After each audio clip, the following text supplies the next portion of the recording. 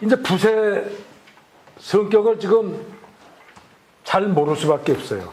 그러니까 붓의 성격을 내가 알고 나면은 꼭 손을 통하지 않아도 돼.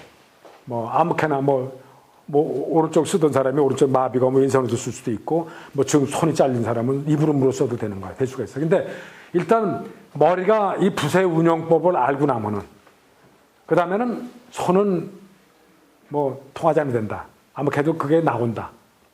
그런데 처음 여러분이 모르실 때는 손을 통하는 수밖에 없다. 손을 통하는 게 좋다. 그래서 제일 처음에 공부하는 데는 지필법이 굉장히 중요해요. 붓을 어떻게 잡냐가. 그래서 이 잡을 집자예요. 붓을 어떻게 잡는다. 붓을 잡는 법이 굉장히 중요하다. 그래서 이 붓을 어떻게 잡고 하냐가 아주 결정적인 요인을 한다. 이게 아까처럼 이거는 하고 중봉하고는 굉장히 연결이 돼 있다. 붓을 잡냐는 거는.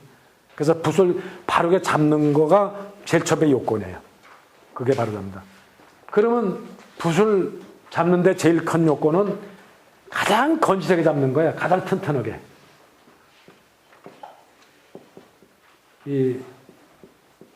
튼튼할 건자, 거기다가 실할 실자를 써서 튼튼하게 잡는 거다. 가장 꼭 잡는다, 한마디면. 그러면 이제 꼭 잡는 데는 그 붓으로 봤을 때는 그 위치는 큰 관계가 없어요, 위치는. 위치는 대개 필관의 중심을 잡아요. 중심 잡는데, 아까처럼 3분 필을 썼을 경우는 가능하니 위쪽을 잡고, 3분 필인 경우는. 그 1분 필인 경우는 밑을 잡는 게 유리하다. 왜냐면 이렇게 잡게 쓰면 적은 힘이 들어요. 이건 힘이 많이 들어요. 붓을. 그리고 이게 길수록 지렛대 원리에 의해서 적은 힘 가지고 큰 끝에 가서 큰 힘을 작용하래. 그래서 길수록 유리하다. 3분 필인 경우는 위에 잡고 1분 필이 3필 적게 쓸 경우일수록 밑으로 잡는 게 좋다. 밑으로 잡을 경우는 또 반대로 여기부터 거리가 짧아야 여기서 움직임의 감각을 손을 전달해서 더 빨리 느낄 수 있다. 가까울수록. 그래서 이제 적은 글수록 밑으로 잡는데 대개 중간 잡으면 된다. 그리고 그 손이 허용한 한, 우리 손인데, 그럼 손으로 잡는데 손 중에서 어떻게 잡을 거냐. 그게 이제 손 중에서도 손가락으로 잡는 지필법이야. 손가락이라는 얘기야. 손가락 잡는 게 유리하다. 물론 악필법도 있어요. 손바닥으로 잡는 거지. 손바닥으로 이렇게 잡는데, 이렇게 잡으면 꽉 잡는 것 같아도 붓에서 느끼는 감각이나 또 붓을 상당히 운영하는 데는 좀 여러 가지가 불편해. 이게 좀 꽉 붙들려 있는 것 같고, 이건 저 어린이들이 처음에 붙잡기 힘들 때 이렇게 잡고, 대개 성인들은 손가락을 잡는 법을 한다. 손가락 잡는 법을 한다. 그래서 지필법을 한다. 지필법 중에서도 쌍구법을 한다. 이게 예전부터 내려왔던 그 서법이에요. 서법 중에 다 나오는 얘기예요, 지금. 쌍구법을 한다. 요거는 칼쿠리 구자예요. 칼쿠리고.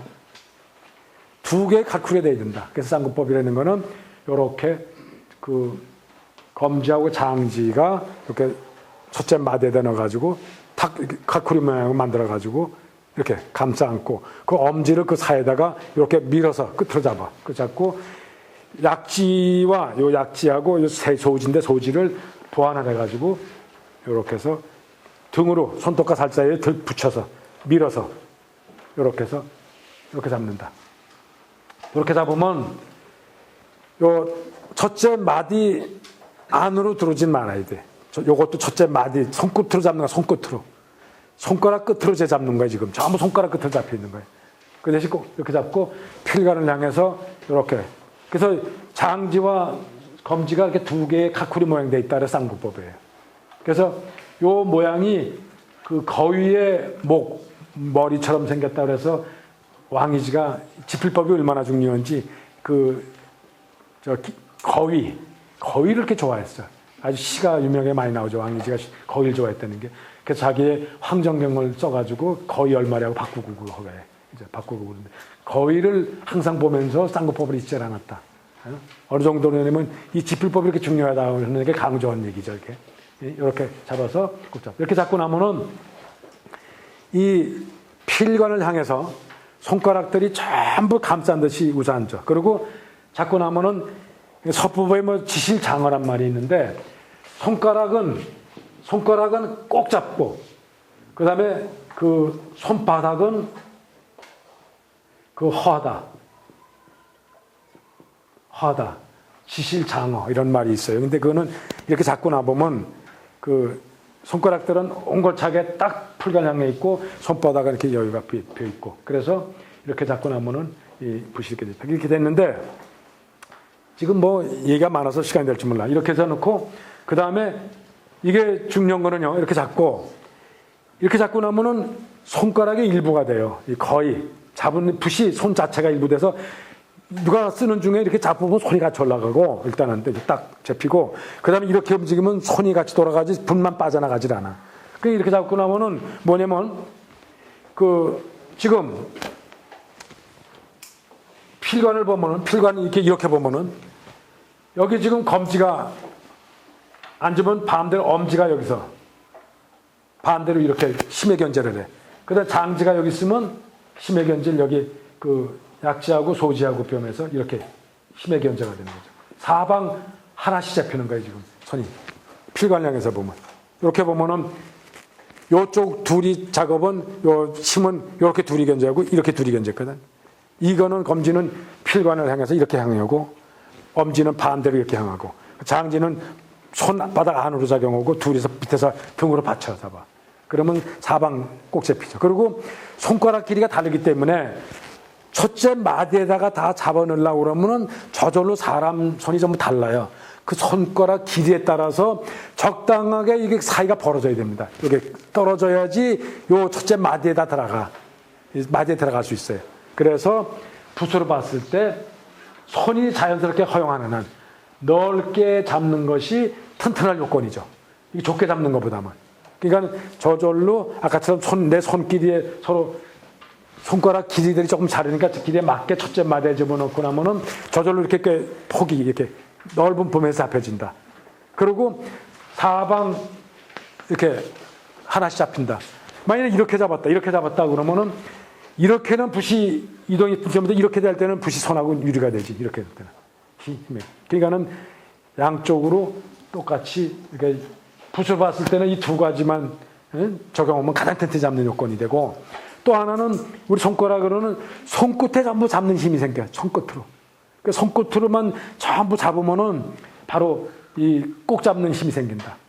이게 손가락 안으로 들어오면 벌써 손가락 안으로 둘째 마디만 들어도 꼭 잡히지도 않을 뿐더러 벌써 붓에 이게 잡는 게 어색해 보고 옹졸해 보이죠. 좀. 여유가 없어 보이죠. 딱 잡으면 이렇게 여유겠습니다. 이렇게 딱 잡고 나서 보면은 자연스러워야 된다. 잡은 사람의 모양. 그리고 잡고 나서 그 다음에 우리 자세가 여러분들 책상에 앉아서 이렇게 잡고 정좌를 해야 돼. 정좌. 그 정좌라는 거는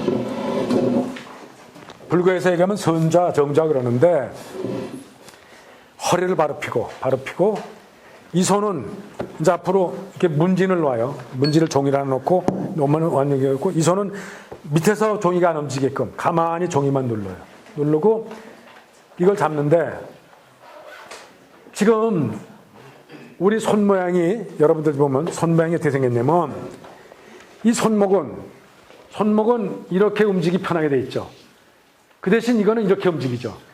이거는 이쪽 범위를 잡고 이거는 반대로 아래 위에 잡고 이거는 왼쪽 문제. 물론 이렇게 하고 이것도 움직이고 이렇게 움직일 수도 있어요. 양쪽으로 다 할 수 있어요. 그죠? 포크레인 기능 이렇게 다 할 수 있잖아. 그런데 이거는 이렇게 할 수는 있죠. 이게 부자연스러운 거예요. 우리가 만약에 이렇게 할 수 있다고 해서 이렇게 걸어다녀봐요. 이상하잖아요.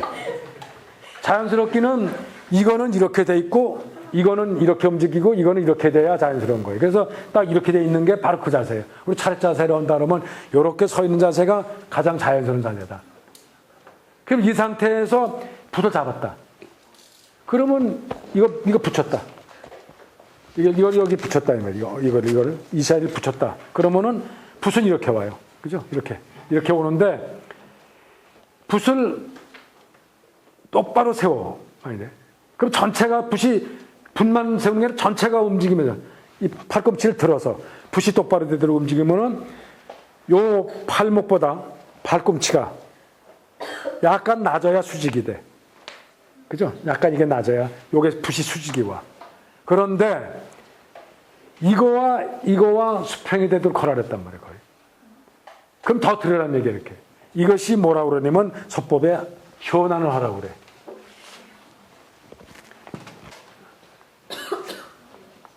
팔꿈치를 들어라. 들 현자 들.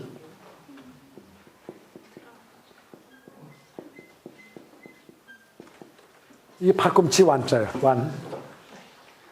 이건 들 현자고, 현안을 하라서 현안법이 있어요.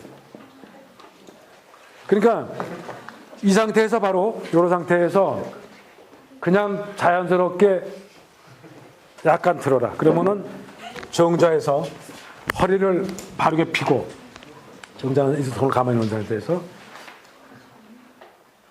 지금 요 정도만 하면 수직이 돼. 요 정도만 들면. 그리고 현안을 했으니까 수평이 된다 그러면 붓이 약간 수직해서 약간 앞으로 돼서 요렇게 돼야 돼. 요렇게 붓이 된다 이 말이에요, 지금. 이래서 붓이 요렇게 되기 위해서 현안을 하라는 거예요, 지금. 현안을 하라. 이 소리예요, 지금. 요렇게 붓이 된다는 소리예요, 지금. 이렇게 현안을 해서 이거는 자기 코앞에서 30cm, 30에서 40cm 정도 되게 이렇게 들고 있는 모양. 이게 정좌예요. 붙잡은 자세예요. 그래서 이게 건다 그러면 물론 이렇게까지 올라갈 수 있죠. 이게 붓이 여기까지 올라가서 이렇게 내려올 수도 있고 여기서 이렇게 내려 얼마든지 갈 수 있다. 붓의 행동 범위가 상당히 넓어진다. 그리고 이렇게 한 상태에서 항상 같은 속도로 다닌다. 같은 속도로 다닌다. 항상 이래서 이렇게 잡고 나보면 가로글 때 보면 손보다 같은 속도로 가면 붓이 먼저 가죠. 봉이 먼저 가죠. 손보다. 그죠? 먼저 가죠. 또 수직에서 조금 넘은 상태이기 때문에 내려올 때도 봉이 앞서가요. 그죠? 이렇게 가로등에 앞서가고. 이 소리는 뭐냐면 그 손에서 날아간 필관령에서 봉까지 힘이 미치는데 그 힘이 이동하는 면으로 힘이 가야 된다 이 말이야. 그러려면 끈을 이쪽으로 팔려면 끈을 이쪽으로 앞세워 놓고 파 나갈 거 아니야. 이렇게 하려면 이렇게 쳐야 파 나갈 거 아니야. 그죠? 그래서 힘의 논리를 봐서는 봉을 앞세워 놓고 보내야 이론상 맞다. 이런 얘기지. 이런 상태로. 그래서 항상 이런 상태로 움직이는 거다. 물론 이 법은